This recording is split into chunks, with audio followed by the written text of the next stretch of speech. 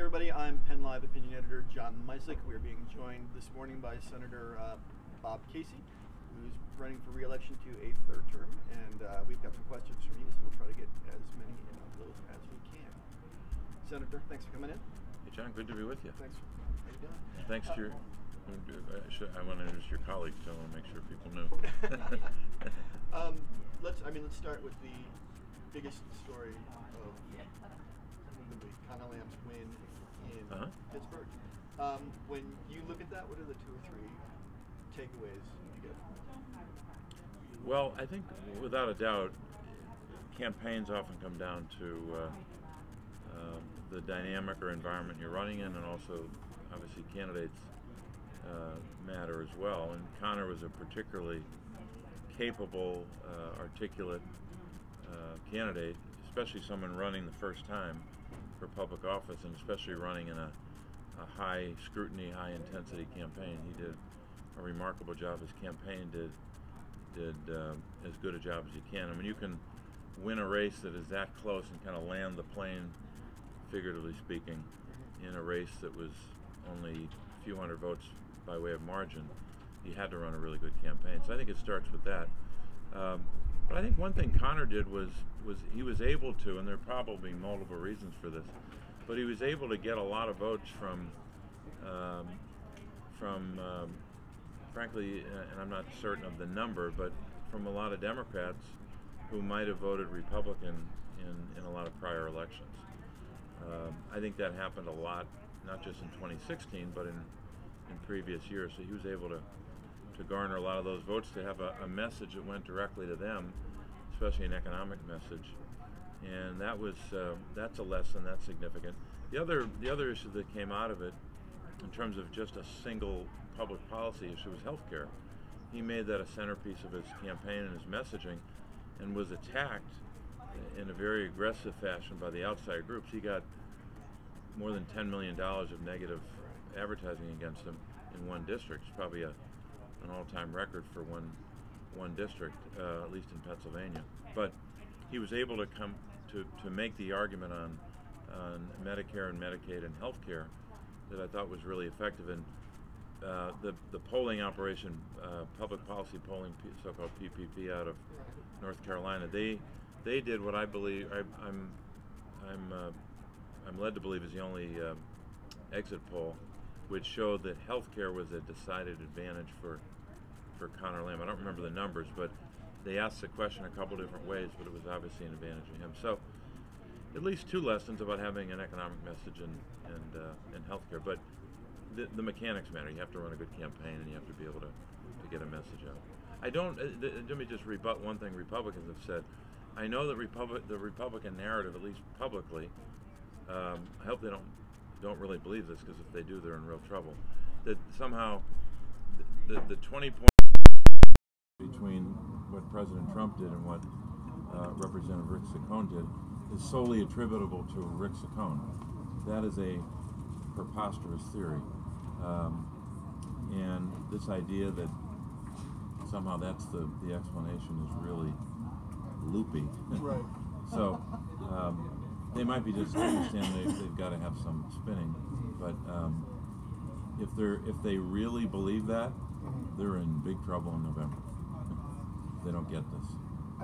The one thing I was struck by in that campaign was the fact that Lamb ran such a localized race. I mean, he had the former vice president and he had Congressman Joe Kennedy in, whereas Saccone's campaign was really, really nationalized. You had the RNC in there, big. You had contractors in there, big. You had all sorts of. You had the president of the Veep and the first daughter and first son in at one point. Is there a lesson there for the DSCC and the D-Trib as they look at this, that it's a more localized approach? Because I know we've heard stories about the D-Trib trying to muscle some progressive candidates out of primaries in other states. Yeah. And no, I think he did a great job of keeping it about the issues in that district, keeping it about and focusing on, frankly, a lot of union members that sometimes Democrats haven't done a very good job engaging with, listening to, talking to, and that, I think that was a great, just a great way to approach the campaign, and it was was really successful. I don't think that for either party. I think that it's fundamentally true that voters are pretty sophisticated. They're not going to vote for you because someone else comes in and says vote for him. They have access to more information than they've ever had. Voters have. They can make their decision or rest their decision on a lot of issues, a lot of information, and they don't need to hear from someone who doesn't live in that district telling them how to vote. So, when Conor was nominated, I didn't know Conor. I knew his dad, his uncle, and I knew his grandfather a little bit. His grandfather actually worked with my father in state government, interestingly, all those years ago. But I called him up. I said, "Congratulations getting the nomination.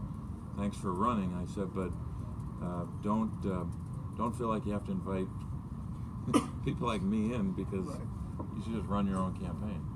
And we were I tried to help in any way we could on a number of ways. But I think it's better, especially in a congressional district, if you can keep it to your message, your campaign, and your local issues that you want to emphasize. So we've got a fair number of comments from readers this morning. We put out a big query for questions, and there are some readers who don't agree with you, who look at you and they say, "Well, Bob Casey's been in the Senate." Really, they don't all agree? For 12. No, amazingly enough, as agreeable a fellow you are, they say that Bob Casey's been in the Senate for 12 years, and for the life of them, they can't point to a thing that he's done. So, for the benefit of those, would you like to rattle off? John, I appreciate this opportunity. Can I turn to my chart? Please. No, the chart is obviously a summary, and I won't dwell on every piece of it. But first of all, what we tried to do here was to go through a range of accomplishments.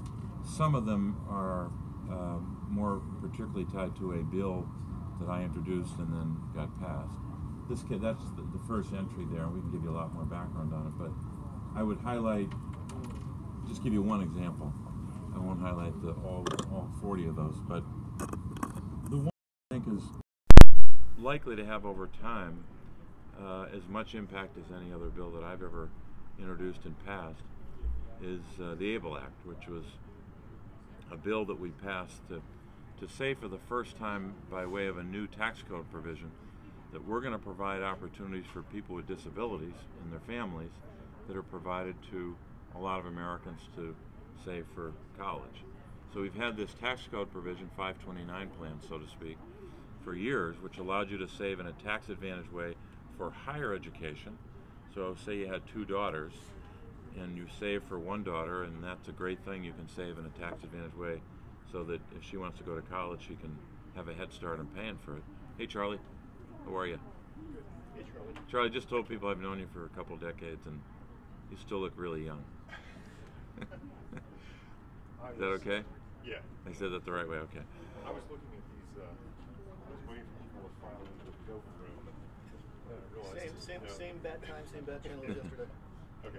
I was just talking about this bill that I got passed, the ABLE Act. It was actually back in 2014, but so we said, why can't we have a separate tax code provision so you can save in a tax advantage way for a disability? It just wasn't part of our law, right? Because that other child who might have a physical disability, might be on the autism spectrum, might have Down syndrome, they have a bright future too if they can save in a tax advantage way. For example, you have a lot of children who might have Down syndrome, but they're very high functioning, and they can get through not only grade school and high school, but they can get through college or something comparable to higher education. This bill allows them to save in a tax advantage way for that purpose, and allows them to pay for things over time that they wouldn't be able to pay for if they didn't have this kind of savings account. So now they can, before if they save more than $2,000, they got penalized. They wouldn't get the benefit of other government help on a program. Now they can save up to $100,000 and they can pay for an apartment.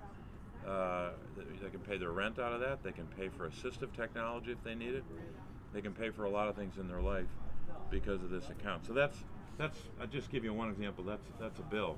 The other one over here I think I'd point to is that constituent cases. I want to give my staff a lot of credit. This only starts in 2012, but that's 34,600 constituent cases closed.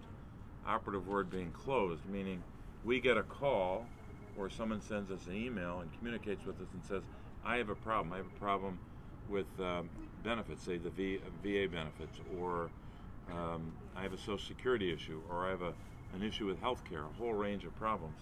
And our folks take that information and act on it. Sometimes you can help, sometimes you can't. But sometimes these cases are very complicated and they take a long time to resolve. So to close that many, our folks do really, really good work. I won't go through all of this, but that's a summary of it. I would say, maybe I just start down here because it's new since I was here last. This is a bill that actually Mitch McConnell came to me to work with him on. Now he's obviously the Republican majority leader, and we don't spend a lot of time together, but in this case, he suggested that we work together on a bill to examine what the federal government's doing as it relates to infants born addicted to opioids, so-called one way to describe those called NAS, neonatal abstinence syndrome. They're literally born addicted because there's an opioid problem with the mom. What we did with that bill was pretty simple.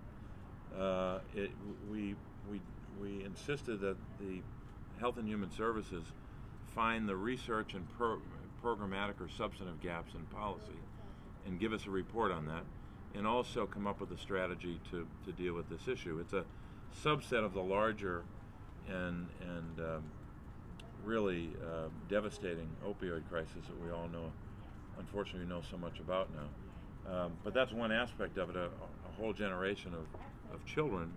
In fact, I think it was pretty sure it was the Patriot News a couple of years ago did a survey of the increase.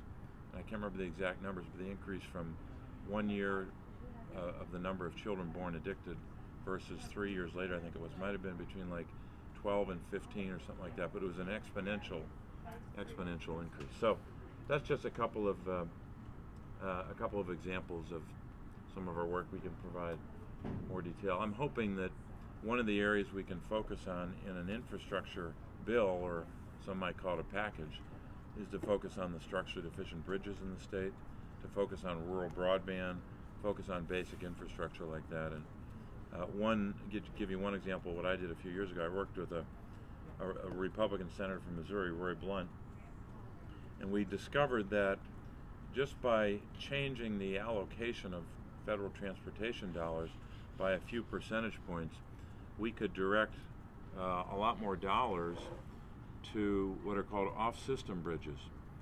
So you have in Pennsylvania roughly 4,500 structurally deficient bridges. In this area, if you look at about, Jackie added these numbers up, it's like 444 bridges on the structurally deficient list for 7 mid-state counties. Dauphin has about 50 structurally deficient bridges, for example.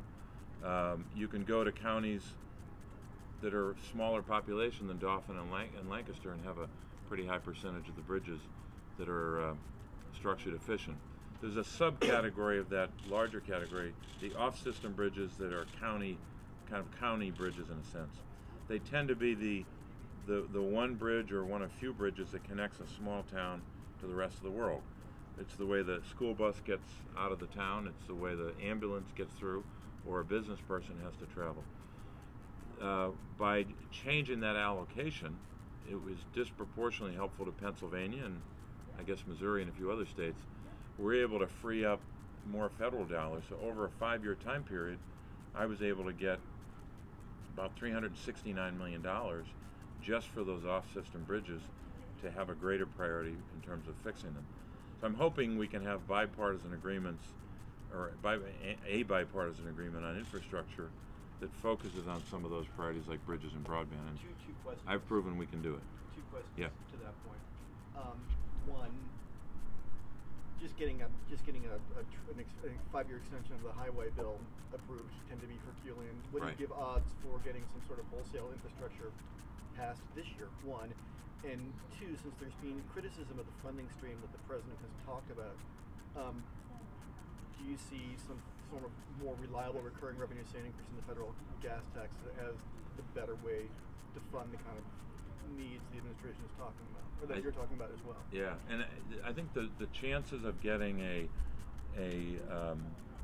really robust infrastructure bill, the kind that our side in the Senate has proposed, we proposed a 15 million job, $1 trillion investment infrastructure bill a year ago. We didn't do a very good job telling people about it. Sometimes Democrats do that when they have really good ideas. Will help a lot of people. We just forget to tell people. But we reformulated that, but it's very similar. The proposal we have this year is very similar. I think the president, and I think he actually, I've heard him say this. He admitted this, that he should have started with infrastructure back in January of 17. It would have not only been a good thing for the country to make the country more secure and do a lot of repair, but it would have created a hell of a lot of jobs, potentially millions. And I think it would have been a good bipartisan moment, but it didn't happen, obviously. So where are we now? I think there's still a chance for an infrastructure bill. I wouldn't give it, John, an 80% chance, but I'd say it's more than 50.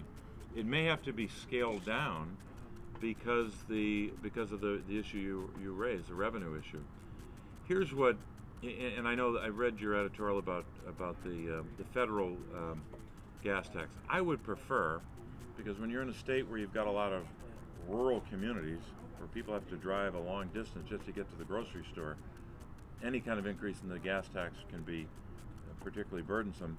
A lot of Pennsylvania drivers saw the state bill go through a couple of years ago. It led to increases that they're paying. So here's what I would prefer. I would prefer that we take, and I know Republicans don't want to hear this, but this is what I think makes sense, that we would take some of the revenue from the tax code, meaning that instead of saying that big multinational corporations get a tax cut from 35 to 21, as was passed in the December bill, why not scale that back a little, still give them a hell of a generous cut to the high 20s or maybe even lower than that, and thereby create a revenue pot of a couple $100 billion. Every point that they drop the corporate rate from 35 is worth $100 billion over 10 years. So it's a 10-year number, but it's still a hell of a lot of money. So $100 billion when they went from 35 to 34, and then another $100 billion when they went from 34 to 33. So you could free up a lot and still give them, as I'll say it again, one hell of a tax break, and free up money for that. So that's one thing we could do.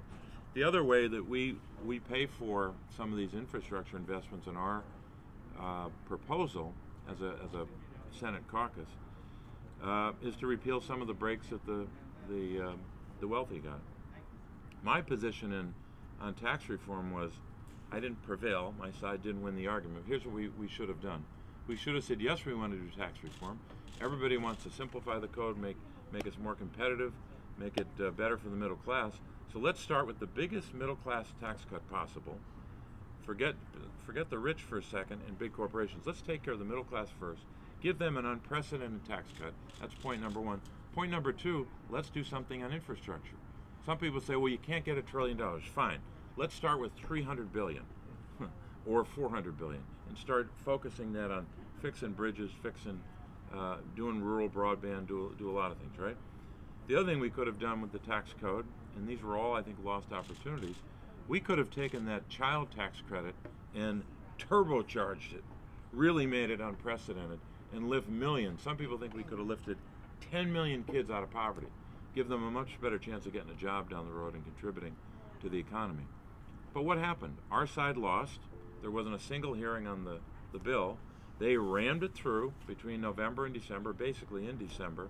And so what do we have? We have a permanent tax cut for corporations, which is getting very close to $1.5 trillion that everyone's going to pay for here because they ran up the debt to do it, and they're also going to try to pay for a big portion of it by cutting Medicare and Medicaid going forward.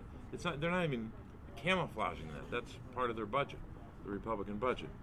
And we didn't, there was a middle-class tax cut, but a lot of folks could have gotten a lot more.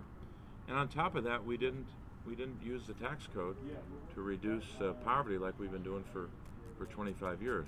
So it was when you look at the whole impact of the tax code, it's about $9 trillion that you're affecting. So we had a $9 trillion once in 31-year opportunity to do something substantial for the middle class, for infrastructure, for kids, and for job creation. And they decided to give away the revenue to, on a permanent basis, to multinational corporations, and a bonanza for rich people. I'll give you one statistic, which a lot of people haven't talked about. In the bill that passed, if you look at folks that make $100,000 or less, just that category, tens of millions of Americans, 57 million people in that category. It's not everybody under 100,000, but it's a big share. 57 million of those folks making less than $100,000. You know what they get? They get, on a monthly basis, either a tax cut of $9 or a tax increase of $9. Bottom line is not much of an impact on their tax bill, and over time it actually gets worse, because as you know, by 2027, 80% of the benefits go to the top 1%. Now, why the hell would we do that when we had a great opportunity to give the middle class a much bigger break and say to the top 1%, look, you've been getting your break since 1980. I mean, you look at between 1980 and 2014, and that long sweep of recent history. The top 1%, their share of our total national income went from 11 to 20. So they've done quite well. So when I say, it's not that, they're good Americans too, they're patriotic, and I think if you went to a lot of super rich people and said, hey, we can give you a lot of money in this tax cut, or we can start fixing bridges, or we can invest in a bigger middle class tax cut. What do you think? I think a lot of those rich people would say, give it to the middle class. They need it more than I do. Give it to a good infrastructure initiative. So my point is, the tax code, or the tax bill, was a lost opportunity for the middle class and for infrastructure and kids. But my argument didn't win, so we got to try to make changes down the road. Okay. Hey, listen, I'm going to probably ask you a question that's completely different than tax politics, but sure. This is a catch-up for me because, as you know, I've been focused mostly on state government, Harrisburg issues, and laser-like focus on the state capitol. I haven't always paid as much attention to what's going on in Congress. Charlie, I was in state government for 10 years. I know. Okay. But so that's what I meant. Yeah. So this year, obviously, you're up for re-election, right. and we all need to sort out what we're hearing from the different sides and what is actually reality or what. And I wanted to ask you. I get a lot of email this year about Bob Casey is, he is so different than the Bob Casey that Pennsylvanians have thought they knew when they elected him 12 years ago. He is now in the grip of Elizabeth Warren and Bernie Sanders, and people are going to see that, and we're going to make that contrast right. this year. So one of the issues that they point to is abortion, and I would just like to hear from you, because I'm honestly a little unclear about it myself. Have you, has your view on abortion modulated a lot, much, at all since you went to Washington? And could you say, just for those of us who are a little unsure, what is your position on abortion right now? It's the same position I've always had. I'm pro-life, but I happen to be a pro-life Democrat, and there's a difference between pro-life and pro-life Democrat. I believe that we have to do everything possible to reduce the number of abortions, And that means when a bill comes in front of you, which is exceedingly rare in the Senate, but every once in a while it comes up. We had a vote a couple of weeks ago on the so-called 20-week bill, and I voted for that. And a lot of people mad at me for voting that way, but that's the bill to make it illegal to get an elective abortion after 20 right. weeks. Basically as that. opposed to 24 weeks now. Right. You voted for that. I voted for that. Right. The threshold to 20 weeks. Right. And so I've been very clear about, and my votes reflect that. I've also said that one of the ways to achieve that goal I just outlined, reducing the number of abortions, is to have more family planning and contraception available. And so when folks tried to either cut Title 10 money, which is the federal program for family planning dollars, I stood up against that. Stood up against the attempts to prevent any federal dollars from going to Planned Parenthood, because they pay for a huge percentage of the contraception dollars that are and contraception services that are provided to women across the country, including other primary health care. So there are some people on the right, frankly a lot of people on the right, who believe that vote on Planned Parenthood was wrong, and that's their opinion. But we've had a lot of votes on that because Republicans keep making that a vote. But I think the record's pretty clear. How do you reconcile those two notions? Making sure that women have access to family planning and contraception, but conversely voting to limit their access to abortion services. Because I think there's a difference between abortion, obviously, and contraception, and that's an important distinction that we've made as a matter of public policy. You know that in federal law for the last generation, the Hyde Amendment has been the law of the land, where no federal dollars go to pay for abortion.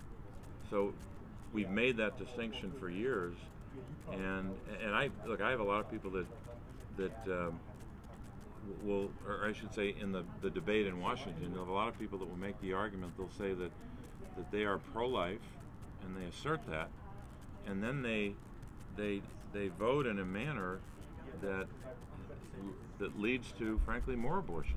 If you don't have family planning, you're going to have more abortions.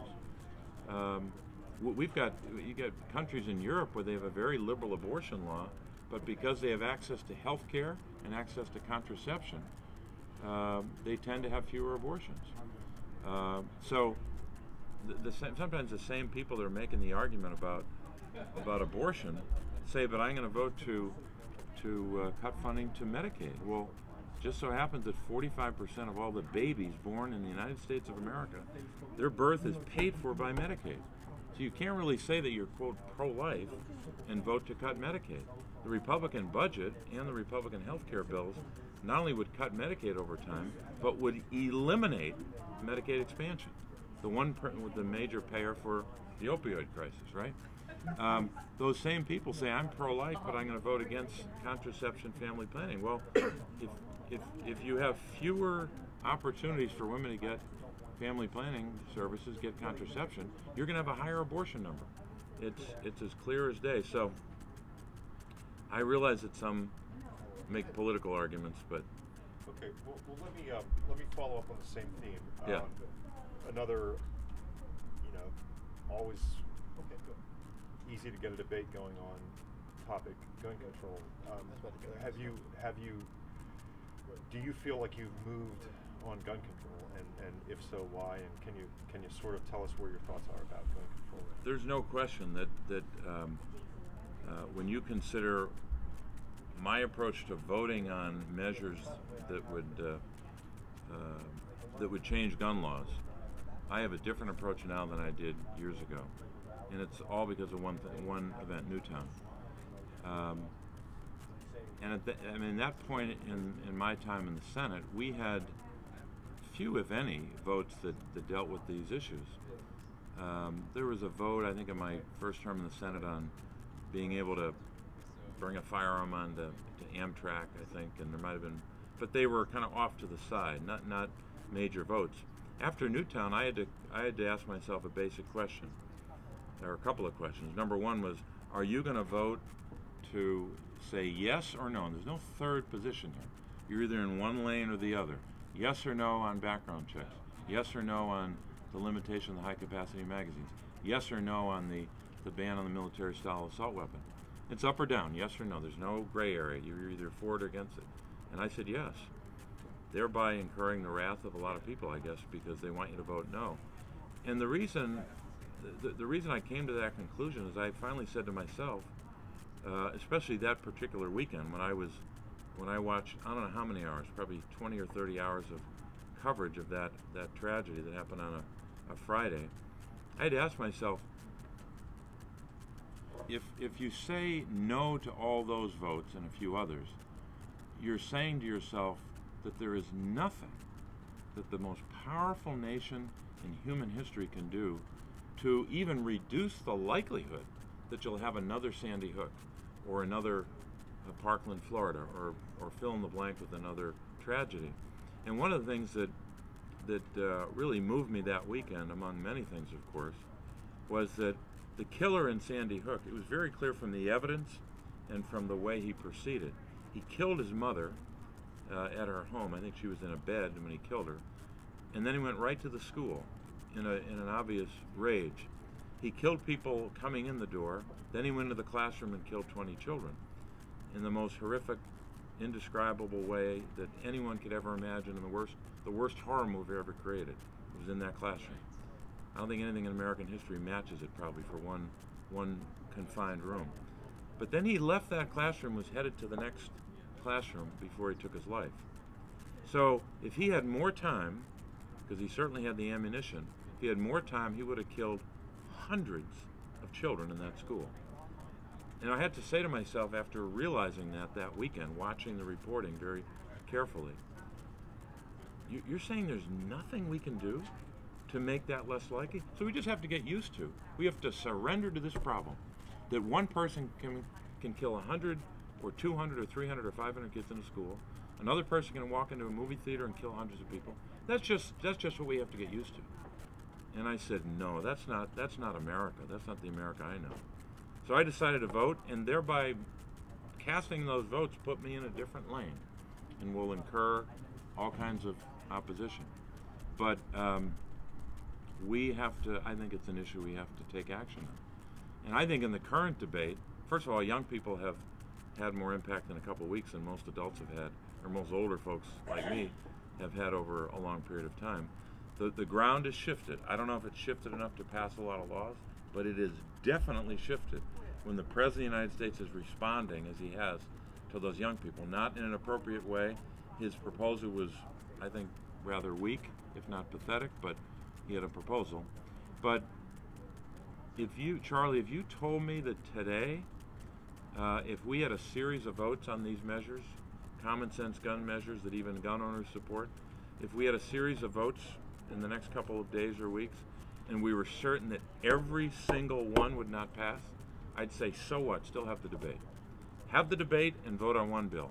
Have a debate and vote on the next bill. Have the debate and vote on the... So one after another, we can take votes. Let's let the American people see us debate in the Senate. It's supposed to be a great debating forum and a great deliberative body, and then vote on all these measures. It's the state of the law right now. You can be a terrorist and get a gun in the United States of America. We don't let you on an airplane because you're a terrorist, or we have a reasonable, well-informed suspicion that you are a terrorist, so we keep you off the airplane, but you can get access to a gun. You can go to a gun show and get a gun very quickly. So we should try to pass the so-called fixed NICS bill, the instant background check bill, which, by the way, Pennsylvania was one of the first states in the 90s to have an instant check system, but it wasn't, like a lot of states, wasn't well maintained. Let's have a vote on fixed NICS. Let's have a vote on background checks. Let's have a vote on limitation of the high-capacity magazines. Let's have a vote on the military-style weapon. Let's have a vote on the spousal issue that Senator Klobuchar proposed, because I've worked hard on those issues as well. Let's have a vote on, I've got a hate crimes bill that if you commit a misdemeanor that involves the use of force, and you've got a conviction, you don't get a gun because guess what? The next conviction will be use of force with a firearm, and it's a felony. So I think we should have a series of votes and have debates and see where people stand, because this election may be the first election in our history where the ground has shifted and the momentum has shifted. And I wonder if young people aren't going to have a more, or I should say, I actually believe that young people are going to have a much bigger impact on this issue this year. To that point, I mean, talking to Senator Toomey a couple of weeks ago, Mm-hmm. he's working with your colleague Senator Manchin Yep. from West Virginia Background on the background check. They've bill. done good work. And his hope was to, that failed by 6 votes in 2013. He's hoping to expand in this year. How confident are you? Do you think that Senator Toomey can get to 61? And then 2, Senator Cornyn is shopping the fix Nick's bill. Can he get to 60 on that? Because those seem sort of, in terms of non-controversial measures, those seem sort of like the most low-hanging fruit. Yeah, I think they're the ones that are most likely to have a shot at 60. Pat Toomey would know better in his own caucus because it's about his caucus. Well, I mean, sure. we've got. Do you have the votes in your caucus? Oh, we've got for background checks. I'd be surprised if it wasn't unanimous in our caucus. So it's really up to them. He'd know better, but I hope we can, and I hope the work that he did and Joe Manchin can be successful. And I think the same is true on Fix Nix. It's John Cornyn, but it's also Chris Murphy from Connecticut, who's been such a passionate advocate. So yeah, it would be great if you passed those two. Not nearly enough to deal with the problem, but both would be a measure of progress, and a sign that people are starting to embrace measures that are common sense. That this is what Americans do. We take very complicated problems, like winning World War II and beating the Nazis, digging out of the Great Depression and Recession, and we do what Americans do. We figure it out, and we fix the problem. It's never easy. It's always messy. It takes forever, but we do it. And I think we can do the same thing on gun violence. And it's going to take a lot of work, a lot of bills, and probably, I don't know how long, 10 years, 20 years, but we got to start. We got to begin. And this idea that you can just refuse to vote, refuse to have a debate, just doesn't make sense. I'm wondering about your take on Senator Murphy, who's actually from my neck of the woods in Connecticut. Yeah. He has emerged as a pretty forceful spokesman, a couple of very powerful floor speeches in the wake of that. Do you think the message is penetrating? I think it is, and obviously young people are a big part of that, but I think it's beyond young people, because you do have I think a lot of gun owners who are law-abiding. They have a weapon for protection, or they have a weapon to hunt, and they follow all the rules, and they do all the right things, and yet they have people that should not have a gun killing people and creating all kinds of havoc. And I think a lot of folks who are gun owners who believe that we can protect the Second Amendment as we should and still pass common sense measures. But it's taken a while, I think, for that argument to sink in. Yeah, one federal issue that I did actually write about and kind of tried to become a quick expert on is, and I won't say that I became a quick expert on, but at least wrote about, was the tariff proposal. Right. And I was struck by the fact that a lot of the economists that I read about and heard from, basically, were kind of thumbs down on the tariffs, and they said that it's historically not been a good policy, and it free trade is better for the world, and so forth and so on, and plus, but if you think that coal and steel are really, well, in this case, steel is really going to come back and become some kind of a major job producer in places like Pennsylvania, again, you're living in the past because of automation and technology, things like that. It's a different world. So I would say that the consensus was that the tariffs were really not a great idea. And I was struck by the fact that your releases said, hey, I applaud this, and I'm happy the administration did it. So you seem to be, and even you know, that was one of those issues where politics makes strange bedfellows a little bit, because really a lot of the political opposition was found in the Republican Party. Some Democrats were willing to go along with it, not all, but I feel like you might have a minority view on that. Why do you actually feel like the tariffs can be a good thing? Yeah, first of all, I represent Pennsylvania, which I think is the most important thing I've got to do is focus on our jobs. And we've got a lot of steel jobs at stake. And for too long, and I'm critical here of both parties, for too long we've refused to take action, or the action we've taken, like embracing bad trade deals. I didn't vote for TPP, and I've been highly critical of NAFTA. I criticized NAFTA when I was the Auditor General of Pennsylvania, that far back. In my judgment, we've made a lot of mistakes in terms of policy that will protect Pennsylvania jobs. In this case, we have a major worldwide problem. It's called steel overcapacity, and China is a central player in that.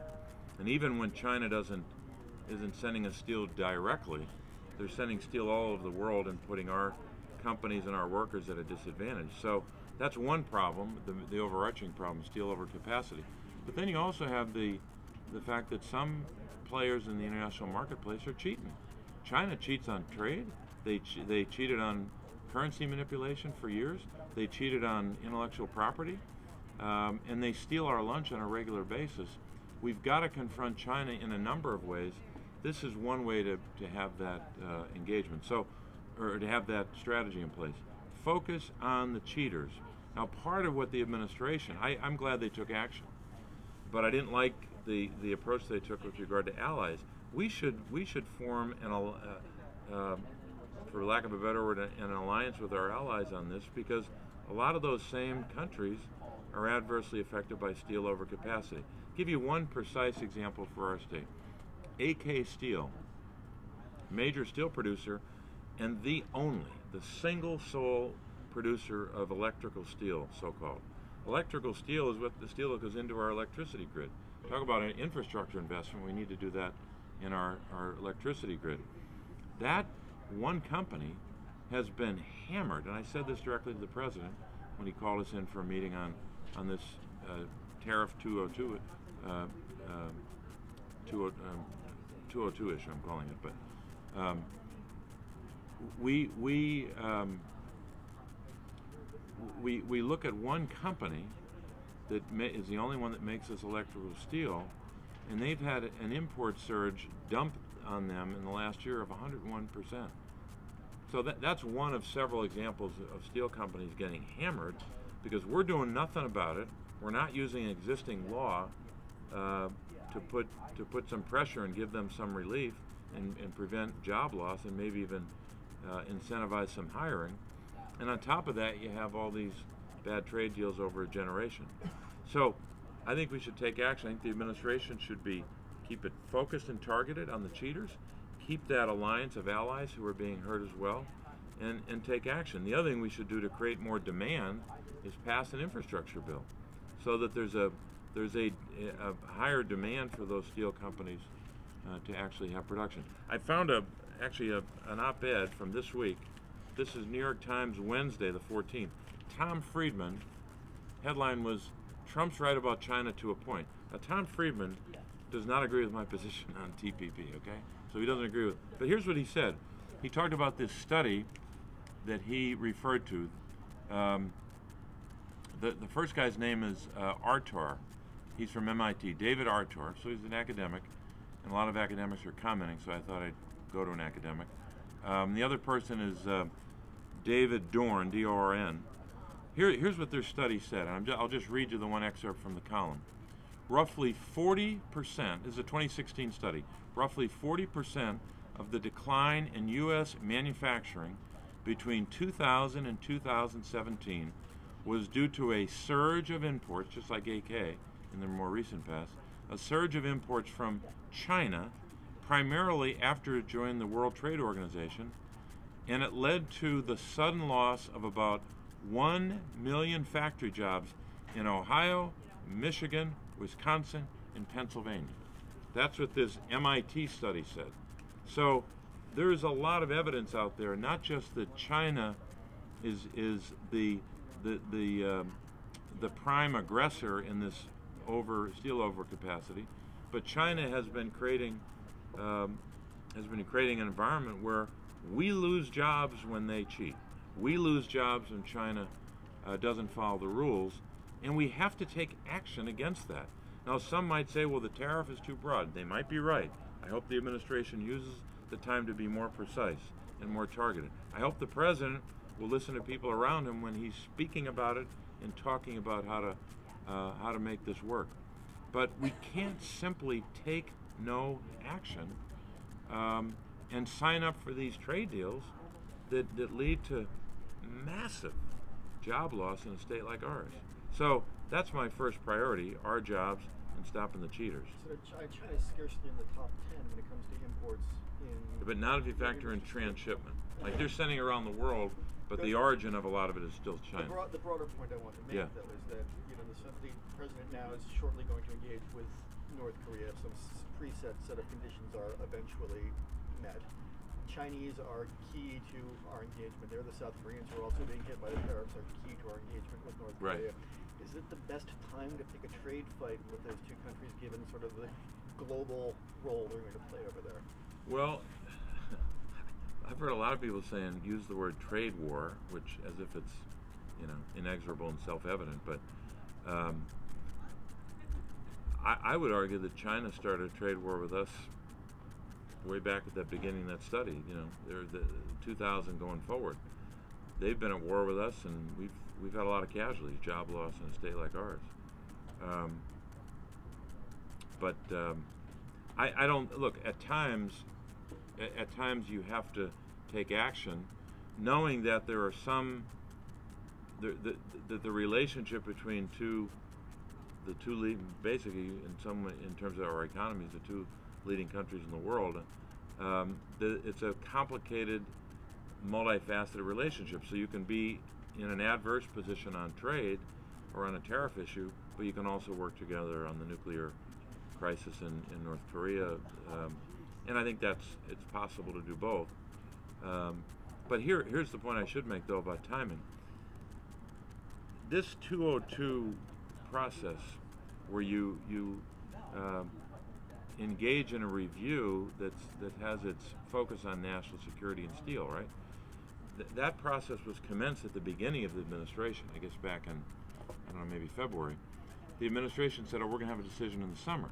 And that's when the president said, no, I'm going to put I want the infrastructure bill done, I want the health care bill done, I want the tax bill done. So he kept adding on these major pieces of legislation that he said had to be done before his administration made the trade decision. They should have made that decision last summer, and we'd be further into this, and it wouldn't conflict with this most recent engagement on North Korea. But sometimes the timing just is inconvenient and difficult. But I think you've got to accommodate in a complicated relationship both, because look, it's in China's interest to not have to prevent North Korea from having nuclear weapons. They're in the same neighborhood, the Korean Peninsula. So, and by the way, I hope on that we can get a result, and I'm glad the president's pursuing it. But once again, you've got to have a game plan. You have to be careful how you talk about it, and you shouldn't just leap to conclusions. You should spend some time deliberating, and so you'll get a good result. My biggest worry, and I am glad they're gonna have some kind of a meeting. My biggest worry is that the president's team and he himself may not be prepared for that, because in order for that, you want a meeting like that to have a result, a quantifiable, identifiable, substantial result. You just don't want to meet and walk away and say, oh, we didn't get along, so let's move to the next round or the next phase of the relationship. I hope that they will spend a lot of time, and that's why the firing of Tillerson so abruptly puts a lot of question marks around how prepared will the State Department be for this engagement with Kim Jong-un. So you all know how, have some sense, we all do, of how complicated that kind of a meeting is. You got to prepare for months, it probably involves hundreds of people, if not thousands, preparing the entire administration for it, and it's a complicated process if you want to get a result. And again, that old expression that I think I heard in state government years ago was, personnel is policy, meaning having State Department folks in place preparing for that kind of a major summit meeting, in a sense, dictates the kind of policy you're going to get.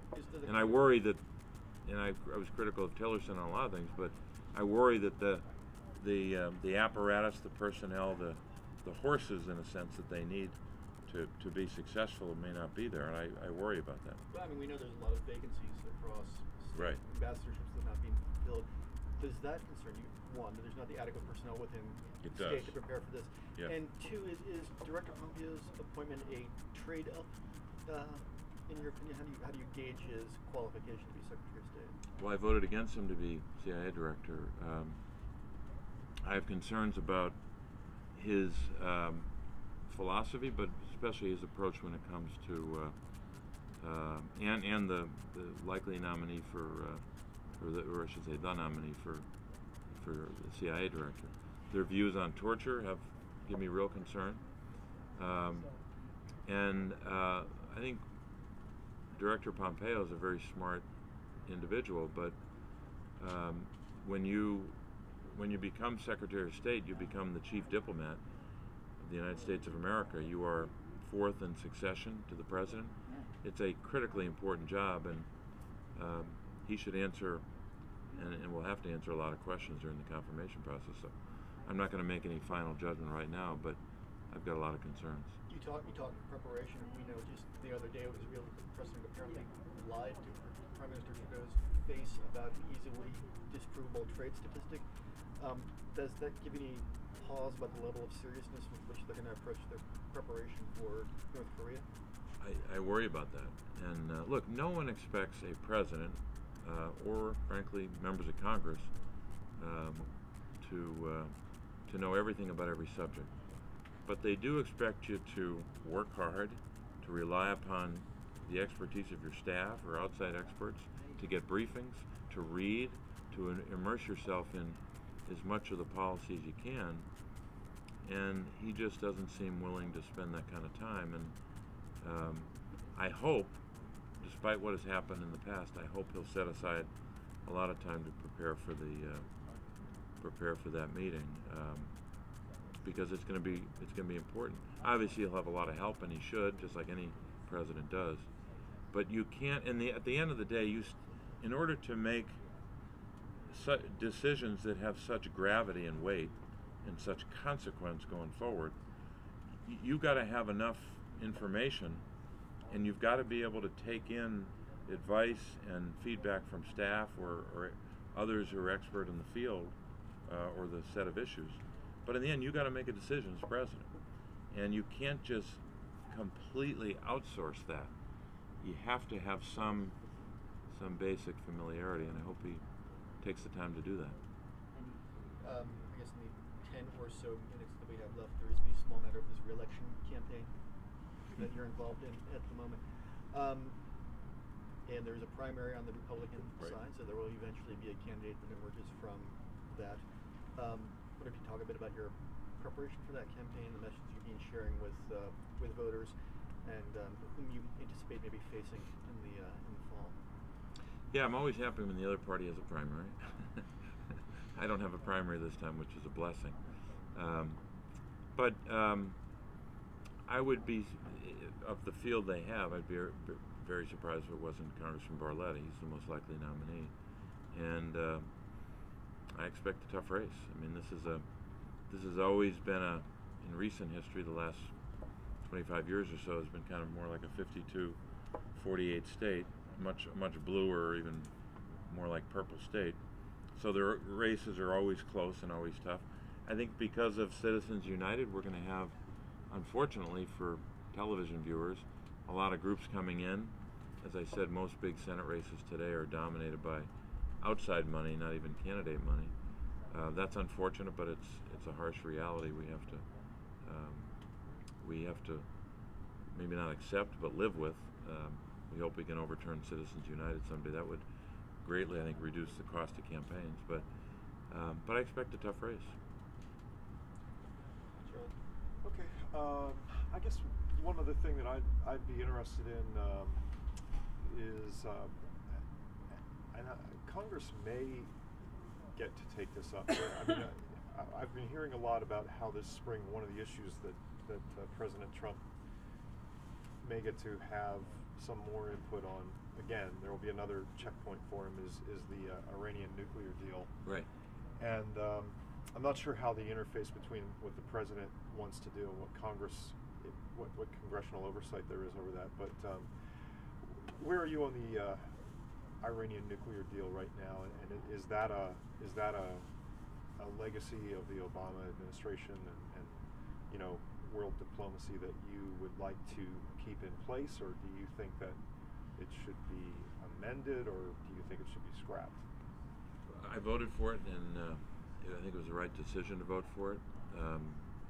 I undergirded my decision with a lot of kind of guiding principles, which I'll mention in a moment. But I think you could have voted against the Iran agreement originally and still be in favor of keeping it in place. I think that's actually true of even some administration folks, members of the president's cabinet who may not have liked the agreement, may think even if they like it generally, they'd want to make changes.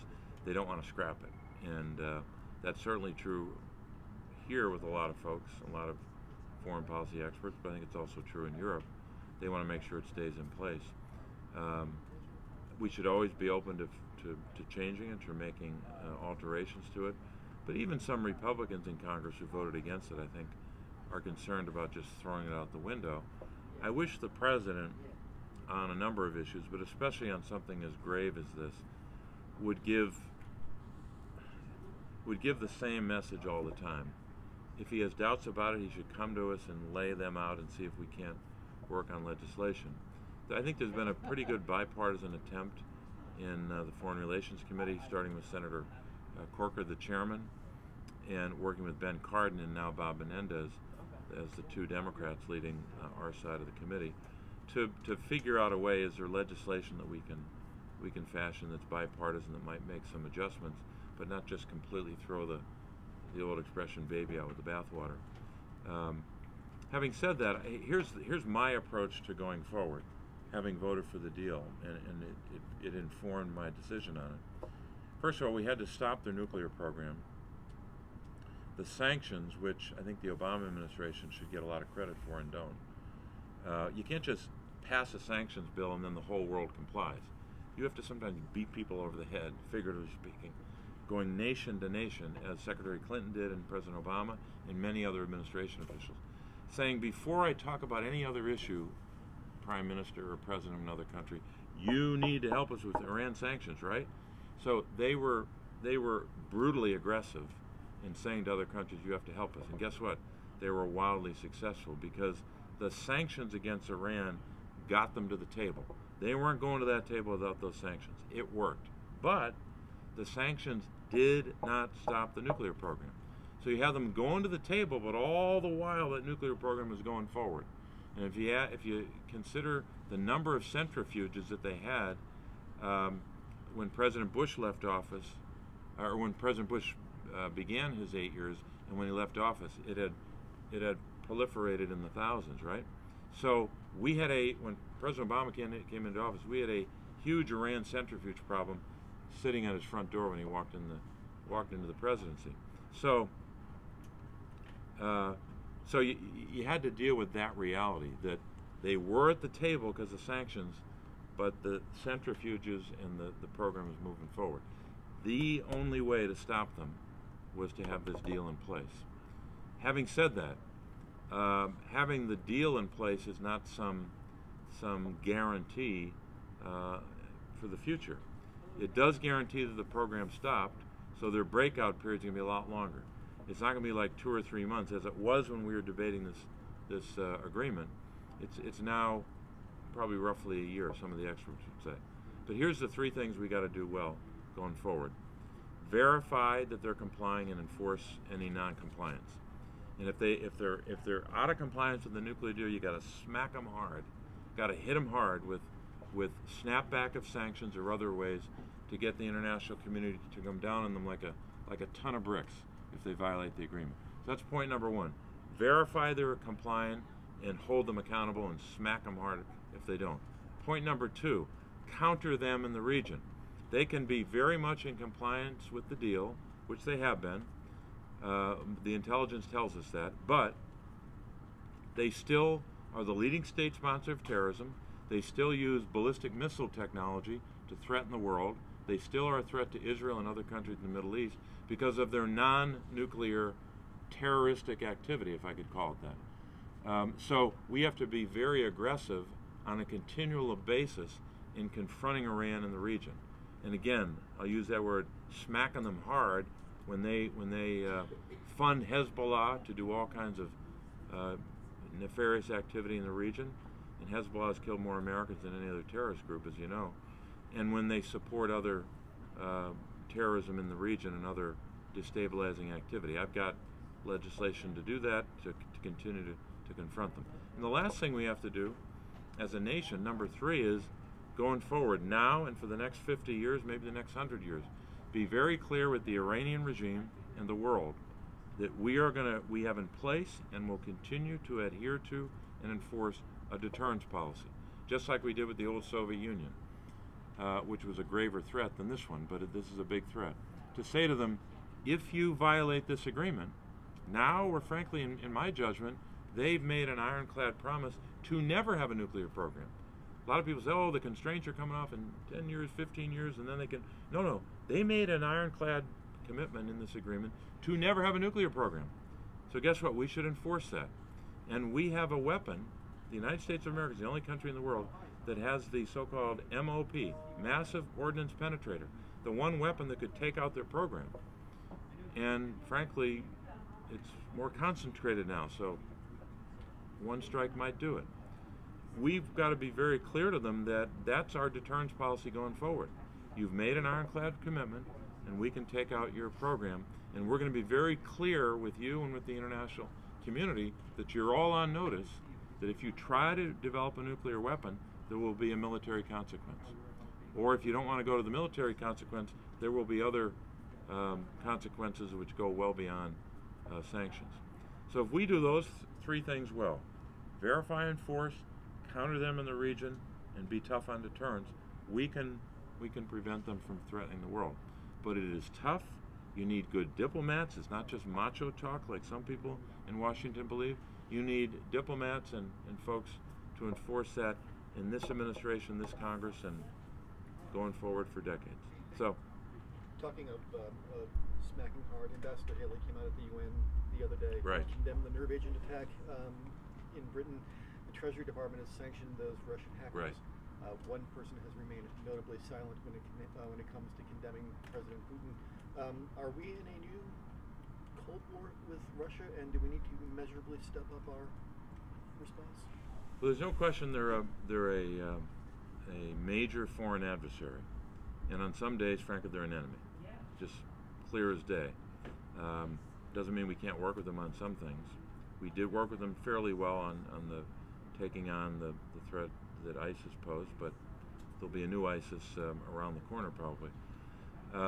But I think on this issue, if Ambassador Haley, if her words were enunciated by the president, not just yesterday or this week, but like 6 months ago, we would have a more aggressive posture towards Putin and his government that we need to have.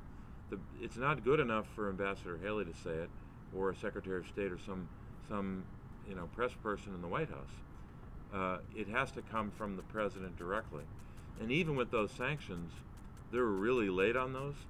And it's more than just what they say today. It's how they enforce the sanctions, how they aggressively pursue them. And the administration's been really derelict when it came to that. I don't know why the president will never say a bad word or even a critical word about Vladimir Putin. But it is a big problem because it's a mixed signal to the world. Vladimir, look at that photograph a couple of months ago on Syria policy. I heard a lot of Republicans trashing Barack Obama's Syria policy. Now they're letting President Trump not even confront Putin or Assad on Syria. So you have that picture that the fate of Syria will be decided by the following three people: Mr. Rouhani of Iran, Mr. Erdogan of Turkey, and Mr. Putin of Russia. Why the hell should we let those three decide what happens in Syria? Let Assad go on and butcher a couple 100,000 more people. We should confront him directly and confront them on Syria policy and Middle East policy. So Putin gets to do pretty much whatever he wants in Syria and the Middle East, and apparently now in Great Britain, bringing a weapon of mass destruction into an allied country. Now it's nice that our government, the French and the Brits, came together on a joint statement. That's nice. But the President of the United States should say two things to Putin. I know you tried to destabilize our democracy in the 2016 election.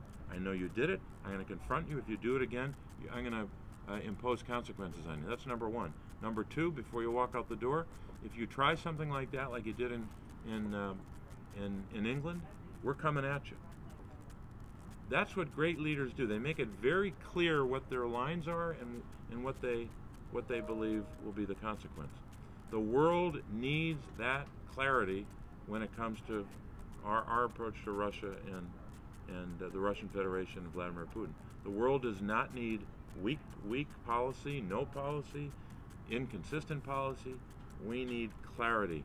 And the only person in the world who can do that effectively on a regular basis is the President of the United States. And he's not doing that on Russia policy. I hope he will change, because the more he avoids it, the less likely it is he can get an agreement with the North Koreans. The less likely it is that we can confront ISIS or the next ISIS or the next terrorist threat. We need to be very clear with allies and adversaries. Charlie, anything else you want to do? A deal on DACA, deal on immigration this year? Whew. I hope to God we can. I was really frankly depressed when that last bill went down, because it was a really good bipartisan work product, and I want to give credit to the people who were in that room, the 25 or so, not the exact number, but who worked for weeks and weeks and weeks, really hard. And he had 46 Democrats and 8 Republicans voting for it, and it would have put in place a good solution for these young people, instead of betraying them, which has been the administration's approach so far, and would have given the president border security. I'm for border security too, but this particular bill would have given him a big win. He could have, like he likes to do, run around the country and brag that he asked for $25 billion, he would have gotten it in that bill. And that's why some Republicans are willing to vote for it, because it had border security. What he asked for, he couldn't take yes for an answer. He got what he wanted and rejected the agreement. He says he wants to help these young people, and it has done very little. He sat in that Oval Office meeting and said, "I'll take the heat. Get me a bill, I'll sign it." And then when Republicans, those 8 Republicans, stuck their neck out, he just completely pulled the rug out from under them, just like he did to Lamar Alexander on a healthcare stabilization bill. How do you work with somebody like that? It's really frustrating. So, look, I think we have a substantial moral national obligation to those young people. Our government told them, come forward, give us information, we will protect you. And now our government says, at least this administration says, hey, we're not so sure if we're going to protect you. And at a minimum, I think the president should say, while I'm waiting for a new DACA bill, I, as President of the United States, am making an ironclad promise. No dreamer gets deported as long as I'm president. And he should instruct ICE, the one agency that can deport people, and Customs and Border Patrol, you are not allowed to deport a dreamer. That alone would calm the waters and give these young people some peace of mind, and their families some peace of mind. It would be very helpful if the president does that, and I urge him to do that. But this is you want to talk about sending a bad message around the world? What do people think of America if that's the way we treat young people that we made a promise to? Why would an ally, an American ally, rely upon our word as a nation? if we have a president and a Congress that's willing to completely betray young people who were given a promise by our government. Why would anyone believe what we say on anything? Why would anyone enter into a deal with our government, even less complicated than the Iran deal, when we're giving them mixed signals on DACA, giving them mixed signals on whether or not what happened in England was an attack on the rest of us? So yeah, I'm pretty frustrated, but the good news is I think people in both parties want to solve the DACA issue, and I think we can still get it done. One quick follow-on, and I'll let you go. Why you might think it's okay for cities like Philly or San Francisco to not cooperate with ICE agents? Why it might be okay for cities like Philadelphia or San Francisco or the other so-called sanctuary cities not to cooperate with ICE agents? Well, first of all, anyone who commits a violent crime should go to jail. And if anyone commits a violent crime who happens to be here illegally should be deported. You just have a basic fundamental policy. Number two is no one should want a policy that leads to sanctuary cities. We should solve the immigration issue once and for all. Have a major effort to solve all of it, or to solve a major piece of it. And I think we could do that. We did that. You were talking about when you got here in 2013. That's the year we did that. 68 votes in the Senate. Conservatives, liberals, moderates, everybody, big number of people voted for it, right? And went to the House and died. We would be 5 years into solving our major immigration problems. But here's what the Republican position is on immigration. Deport 11 million people. That's your answer? Deport 11 million people? It is wrong to deport 11 million people, rip them away from their families, and it's unworkable. No one believes that can happen.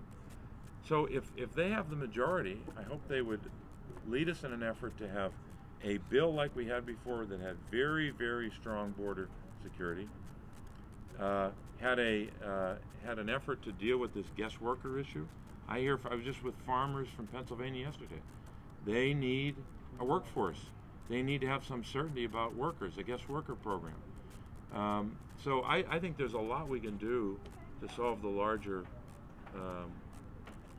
issue, but one party has both houses in the administration, and last time I checked, they could be leading on this and pass comprehensive legislation, like we did in 2013 with both parties. So.